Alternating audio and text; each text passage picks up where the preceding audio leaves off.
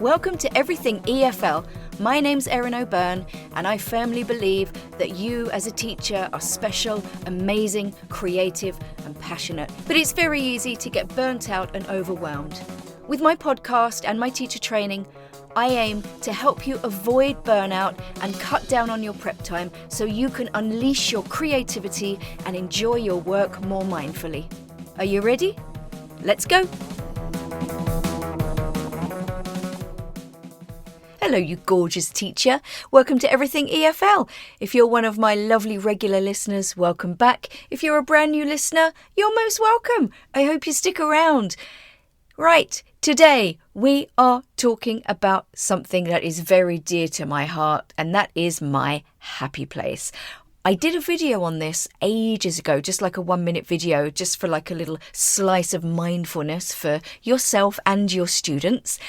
And this is something I do with every class. My classes change quite frequently. And the inspiration for it was actually from good old friends. In one of the early seasons, Monica had just broken up with her boyfriend and she was really depressed. So Phoebe had her laying down on the bed and she said to her, go to your happy place, think of the babbling brook and all the other things. And she was trying to just get her into sort of a more positive mindset. So this kind of inspired me because when I'm a little bit stressed or anxious, I close my eyes, I breathe, and I tend to think of myself sitting on a beach. And I'm going to describe my happy place for you now, exactly as I would with my students. So I tell my students just to, roll their shoulders, roll their necks, put their fingers together, like lace your fingers together, put them on your lap, relax, close your eyes, take a nice deep breath, and make sure your voice is nice and soothing. You could even put a little bit of, sound effects on YouTube in the background, some meditation music, or I personally like, that delicious sound of waves gently crashing against the shore.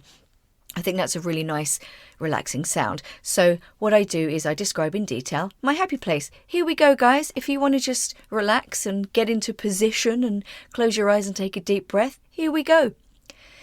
So in my happy place, I'm sitting on a beach and I'm on a towel and my legs are stretched out in front of me.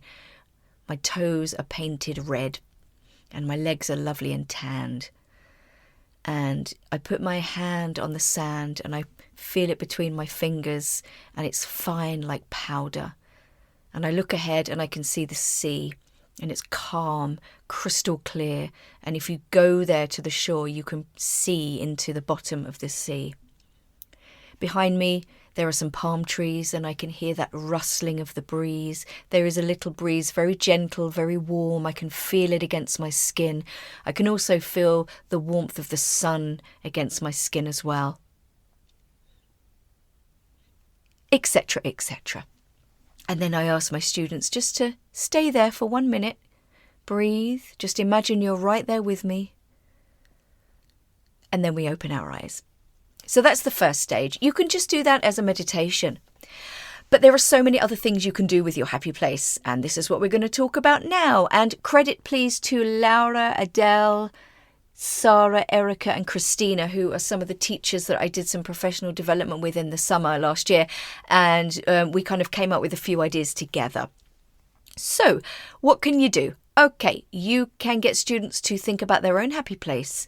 You can get them to close their eyes, meditate, and write on the board, what can you see? What can you hear? What can you touch?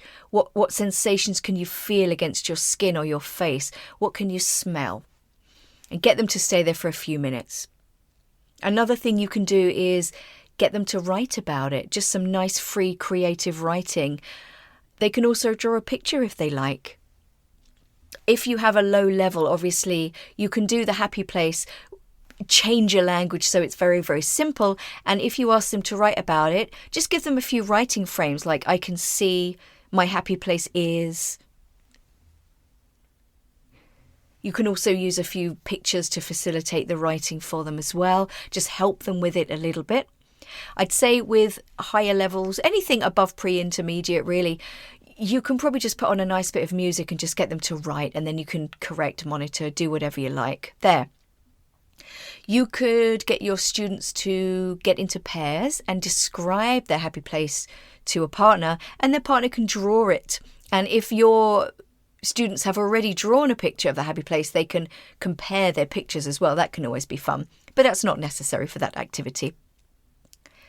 You could do a focus on adjectives or collocations, like beach, okay, sandy beach,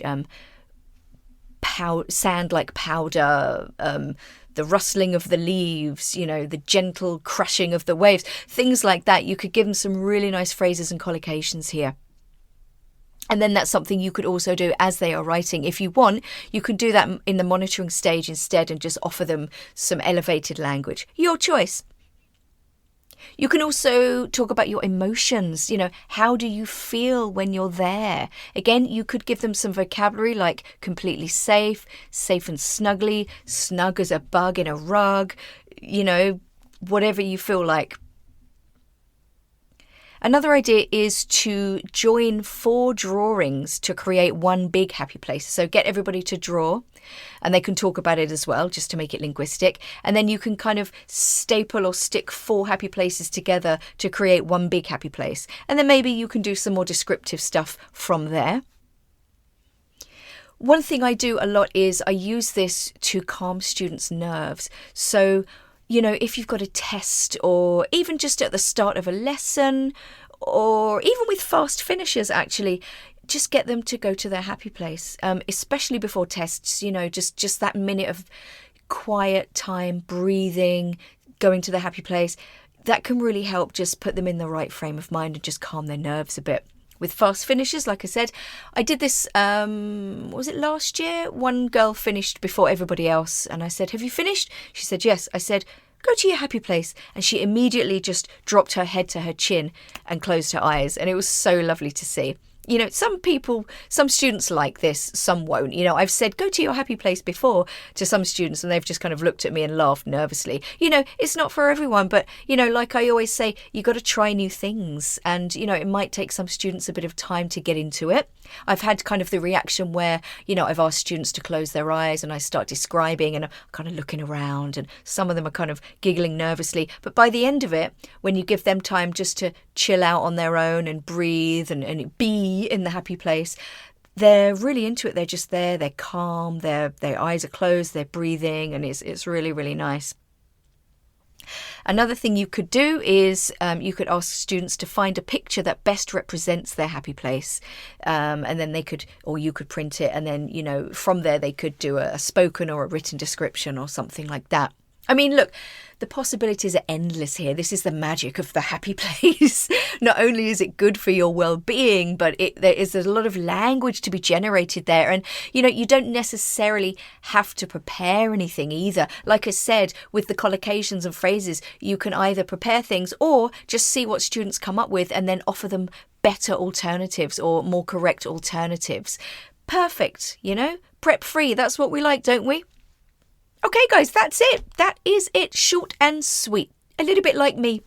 As per usual, follow me on the social medias. Subscribe to my podcast if you haven't already.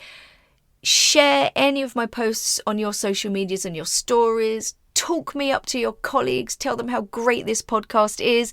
If you'd like a poster for your staff room, DM me or email me and I'll send you one to print off. Let's keep this podcast growing. I love doing it. I love serving you. I love getting messages from you. I love getting questions from you. And I just want to keep this going for as long as I possibly can, with as many teachers as I possibly can. So as always, be safe. Take care of yourself. Go to your happy place and share the love. Bye.